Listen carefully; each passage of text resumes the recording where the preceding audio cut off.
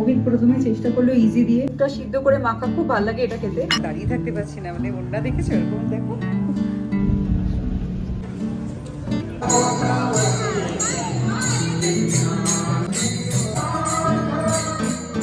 প্রমোদক 50 টাকা। গণপতি বাপ্পা মরিয়া মরিয়া। আমাদের গাইনি সকল মেম্বারকে গুড মর্নিং জানিয়ে আজকে একটা নতুন ভিডিও স্টার্ট করছি। আজকে হচ্ছে রোববার, তো তোমাদের সবাইকে হ্যাপি সানডে। আজকে রোববার হলেও কিন্তু আজকে চিরাচরিত যেরকম রোববার আমাদের হয়, রোববার মানেই সানডে মার্কেটে যাওয়া, সেটা কিন্তু নয়। আজকে সানডে মার্কেটে যাইনি বা বাইরে থেকে পোহা বা ধোসা ফোসাও খাইনি। আজকে ব্রেকফাস্ট ঘরেই হয়েছে। ব্রেকফাস্ট আর দেখাইনি, ব্রেকফাস্ট সামান্য ছিল, তোমার জ্যাম পাউরুটি ছিল আজকে ব্রেকফাস্টে। তো ব্রেকফাস্ট খাওয়া হয়ে গেছে আমাদের। আজকে আমাদের অন্য কিছু প্ল্যান আছে, আস্তে আস্তে বলবো কি কি প্ল্যান আছে। তো কালকে রাখি গেছে, তোমাদের রাখি কার কেমন গেছে আমাকে লিখে জানাতে পারো। আর আমাদের রাখিতে আমরা ঠাকুরকে, আমি আর অভিক দুজনেই ঠাকুরকে রাখি বেঁধেছি। ভাই তো এখানে নেই, আর আমিও ভাইয়ের কাছে এরকম সচরাচর যেতে পারি না, অনেকটাই দূর, তো ভাইকে গিয়ে রাখি বাঁধা সম্ভব হয় না। তো আমরা প্রতি বছরই গণেশ ঠাকুরকে রাখি বাঁধি, তো এই বছরও বেঁধেছি। তো আগে এই ভিডিওটা দেখে নাও রাখির।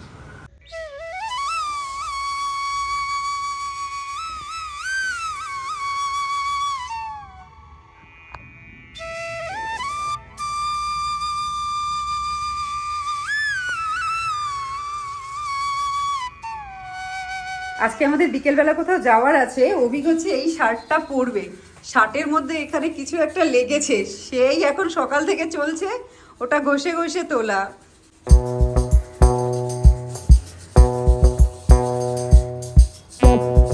সব জামা কাপড়ে দাগ লাগলে কি বলতো, ভ্যানিশ দিলে খুব তাড়াতাড়ি উঠে যায়, কিন্তু আমার ঘরে এই মুহূর্তে ভ্যানিশ নেই, আর বাইরে আনতে যাব এখন সম্ভব না, একটু তাড়াহুড়ো করেই করছি। আর দেখো গাছে ফুল ফুটেছে, কি সুন্দর এই জবাগুলো, যা ভালো লাগে। আগেও বলেছি এই জবার কালারটা দারুণ লাগে দেখতে। আর হ্যাঁ, যতদিন এই জবাগুলো ফুটবে, যেদিন যেদিন ভিডিও বানাবো আমি কিন্তু প্রতিদিনই দেখাবো, আমার এত ভালো লাগে এই ফুলগুলো।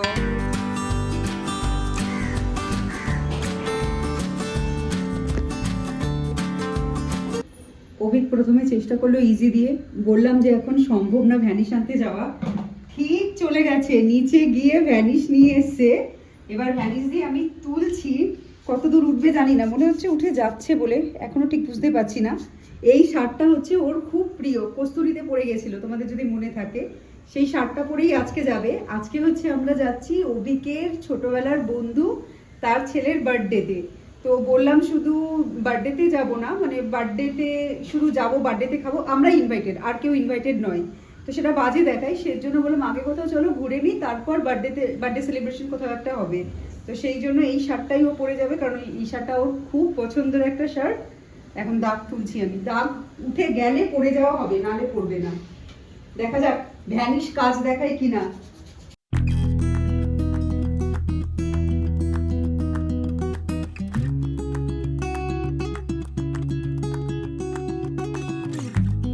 দুপুরের মেনু দেখে ভেবো না যে এরকম কেন রান্না। অ্যাকচুয়ালি আমাদের প্ল্যানিং হয়েছে তখন 12:30 মতো বাজে, যে 3টের সময় বেরোবো। তো তাড়াহুড়ো করে আমরা এখানে যা বানিয়ে নিয়েছি সেটা হচ্ছে ফেনা ভাত, আর এর সাথে সিদ্ধ নিয়েছি, এটা হচ্ছে আলু চোখা, এখানে আছে ডিম মাখা, ডিমটা সিদ্ধ করে মাখা, খুব ভালো লাগে এটা খেতে। আর এটা আমার জন্য আছে টমেটো মাখা, আগে পোড়া দিতাম, এখন এমনি সিদ্ধ দিয়ে মেখে নিই, সময় ছিল না বেশি। আর ওটা হচ্ছে অভিকের জন্য ডিমের অমলেট। সেদ্ধ ভাত হচ্ছে এমন একটা জিনিস যেটা সব থেকে তাড়াতাড়ি হয় আমার মনে হয়, এজন্য সেদ্ধ ভাতই করে নিচ্ছি, কারণ চান টান হয়ে রেডি টেডি হয়ে তারপর যাওয়াটা খুব তাড়াতাড়ি করতে হবে। তো ঠিক আছে, সেদ্ধ ভাত খেয়েই এখন বেরিয়ে যাব। রেডি হয়ে গেছি, এখন একটা মেরুন কালারের এই সালভার স্যুটটা পরেছি, এত হাওয়া দাঁড়িয়ে থাকতে পারছি না, মানে ওড়না দেখেছো এরকম দেখো, দারুণ হাওয়া। তো এখন যাব, পেট্রোল নিতে হবে, অনেক দিন গাড়ি করে কোথাও বেরোনো হয় না, তো পেট্রোল ভরানোও নেই গাড়িতে, পেট্রোল নেব, তারপরে যাব ওদের বাড়িতে। ওদের বাড়িতে মানে ওদের বাড়িতে আর উঠবো না, তো বাইরেই আমরা দাঁড়াবো, প্ল্যান আছে, তো ওরা আসবে, এতটুকুই প্ল্যান আছে। আর অভিক ওদিকে গাড়ি মুছছে, অভিকে জামা শার্টের জিনিস দাগ গেছে কিনা, কিরে শার্টের দাগ গেছে? হালকা এখানটা আছে, হালকা আছে এই জায়গাটা, ওই যে হালকা আছে, গতবার মাটন নাই খাবার, এটা কি বলে ওটা, স্মৃতি স্মৃতি ঝেড়ে নাও। তো বার্থডে বয়ের জন্য গিফট নিয়েছি, দেখিয়ে দিই। এটা একটা খেলনা নিয়েছি, ABCD, আর পিছনে স্লেট মতো আছে, লিখবে এখানে, একটা ডাস্টারও আছে। এর ভিতর চক আছে, বেশ সুন্দর দেখতে লেগেছে এটা। আর একটা টি শার্ট আর প্যান্টের সেট বলবো না, আলাদা আলাদা নিয়েছি। এটা প্যান্টটা আর গাড়ি আসছে সরে আর এটা হচ্ছে টি শার্টটা। টি শার্টটা খুব সুন্দর লেগেছে, একটু মোটা টি শার্টটা এটা। এখানে পুনে যেহেতু ম্যাক্সিমাম সময় ঠান্ডা ঠান্ডা থাকে, তো সেজন্য একটু হালকা মোটা ধরনের নিয়েছি, পাতলা টাতলা নিইনি, অতটা গরম পড়েও না। তো এই হচ্ছে বাচ্চার গিফট। এবার যাই।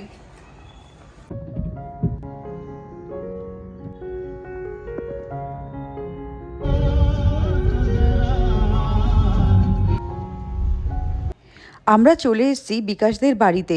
বাড়ির সামনে গাড়িটা পার্ক করে বিকাশ বলল একটাই গাড়িতে আমরা একসাথে যাব। একসাথে গেলে মজা বেশ ভালো হয়। আর 25 থেকে 30 কিলোমিটার দূরের জার্নি, তো একসাথে গেলে খুব ভালো মজা করতে করতে যাব। আমরা পিছনে বসেছিলাম, ওরা সামনে বসেছিল। তো গাড়িতে যখন উঠেছি তখন শিবম ঘুমাচ্ছে। আজ আমরা শিবমের বার্থডেই এনজয় করতে যাচ্ছি, কিন্তু বার্থডে বয় ঘুমাচ্ছে। এই যে চলে এসেছি মন্দিরটা। আমাদের প্ল্যান ছিল আমরা একটা মন্দিরে আসবো, তো এটা বাড়ি থেকে ওই 30 কিলোমিটার মতন দূর একটা মন্দিরে এসেছি।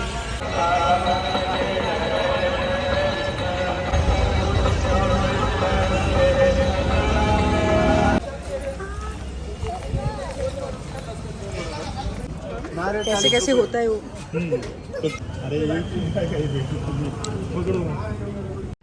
ঠাকুরকে পুজো দেওয়ার জন্য সামনে বিভিন্ন রকমের ডালা বিক্রি হচ্ছে।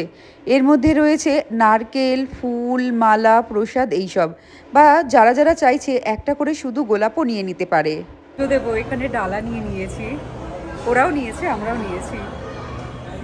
বিশাল একটা লাইন আছে, এটা অনেক বড় লাইন, ওদিক থেকে করে করে এদিকে এসছে। জানি না কতক্ষণ লাগবে, মন্দিরটা কোথায় সেটাও জানি না। এদিকেও দেখা, এদিকে দেখো কত বাসেরই করা আছে, ভিড় হয় তখন কত বেশি ভিড় হয়ে যায়, পুরোটা এমনি করে তখন আসে।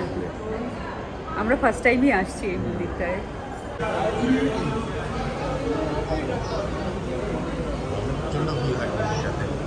হ্যাঁ, নিচে তো ছিল, এইখানেও এরকম ইউ ইউ ইউ করা, মানে প্রচণ্ড ভিড় হয়।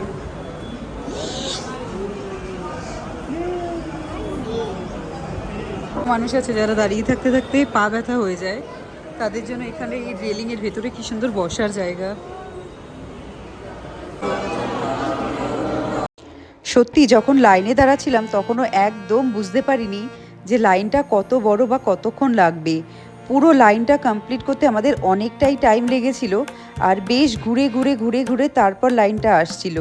এই যে এবার মন্দিরের ভিতরে আমরা প্রবেশ করেছি। মন্দিরটা পুরোটাই কিন্তু পাথরের তৈরি, আর মন্দিরে যে ক্যাম্পাস গ্রাউন্ডটা রয়েছে সেটাও কিন্তু ভীষণ সুন্দর। মন্দিরে লাইন দিয়ে অনেকক্ষণই দাঁড়িয়ে থাকতে হয়েছে, কিন্তু সিঙ্গেল লাইন হলেও কোনো ধাক্কাধাক্কির ব্যাপার ছিল না। আস্তে আস্তে সবাই যাচ্ছিল, আর যত মন্দিরের কাছে যাচ্ছি তত ভালো লাগছে। এখানে খুব সুন্দর, এখানকার লোকাল লোকজন মিলে গান করছিল।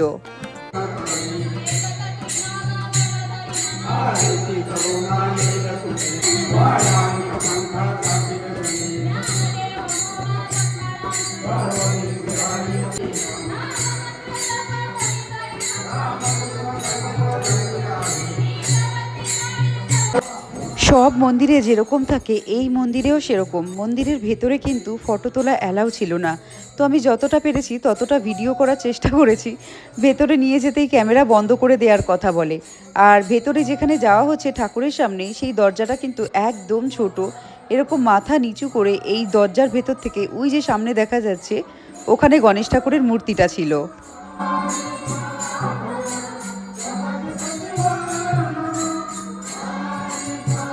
এই যে হচ্ছে মন্দিরের ব্যাক সাইড, আর এখানে দেখো লাইন। এখানে হচ্ছে রাত্রেবেলা খাওয়ায় ডিনার, তো তোমরা চাইলে রাত্রেবেলা এখানে দাঁড়িয়ে খেতে পারো। আর এখান থেকে হচ্ছে মোদক প্রসাদ দেওয়া হয়। তো আমরা এই যে মোদক প্রসাদ নিয়ে নিলাম, দুটো মোদক 50 টাকা, 50 টাকা করে আছে। এটা বিকাশদের আর এই যে আমাদের অভিকের কাছে।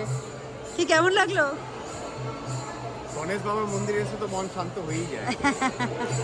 ওই লেলিয়ে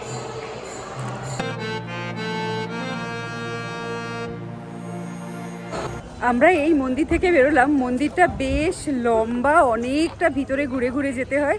এই যে মন্দিরে প্রসাদ পুজো দিয়েছিলাম, নারকেল আর মোদক নিয়ে নিয়েছি, ভাল লাগলো। আর এটা হচ্ছে অষ্টবিনায়ক, মানে গণেশ ঠাকুরের যে 8টা রূপ আছে, সেই 8টা রূপের একটা মন্দির হচ্ছে এইটা। Ganapati Bappa Moria Moria. মন্দির থেকে বেরিয়ে সবারই হালকা খিদে পেয়ে গেছিল, তো এখানে আমরা 2টো ডোসা নিয়ে নিয়েছিলাম, 4 জনে মিলে ভাগ করে খেয়েছি, কারণ এরপরে গিয়েই আমাদের ডিনার করতে হবে, তো হালকা খেয়ে নিয়েছিলাম। বাড়ি ফেরার পথে আমরা ভীষণ জ্যাম পেয়েছি, রাস্তায় প্রচণ্ড জ্যাম ছিল বলে অনেকটা টাইম লেগেছে আসতে। তো ডাইরেক্ট আমরা চলে এসেছি রেস্টুরেন্টে খাবো বলে। আমাদের প্ল্যান ছিল বাড়িতে গিয়ে কেক কাটবো, তারপর রেস্টুরেন্টে আসবো, কিন্তু প্ল্যানিংটা একটু চেঞ্জ হয়ে যায়।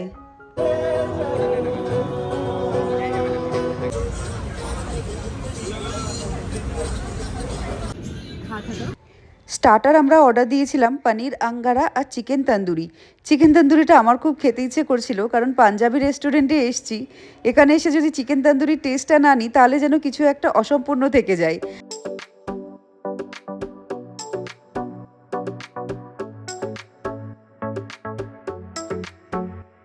বাচ্চাটারও খিদে পেয়ে গেছে, বাচ্চার জন্য আনিয়ে নিয়েছিলাম খিচুড়ি, আর আমাদের জন্য ভাত ডাল, যে যেরকম খাবে, বিকাশ বলেছিল সে সেটাই অর্ডার দিতে পারে।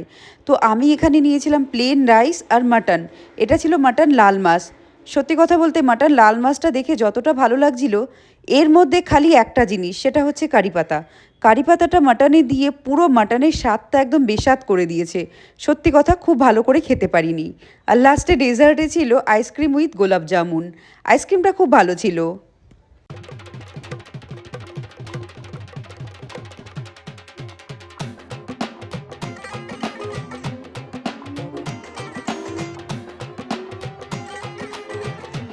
এরপর এখানে ফটো টটো তুলে আমরা ডাইরেক্ট চলে এসেছি ওদের বাড়িতে।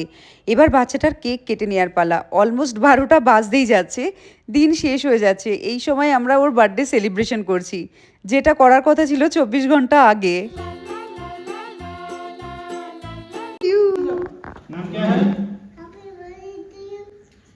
हैप्पी बर्थडे टू यू बोल रहा है, टू यू,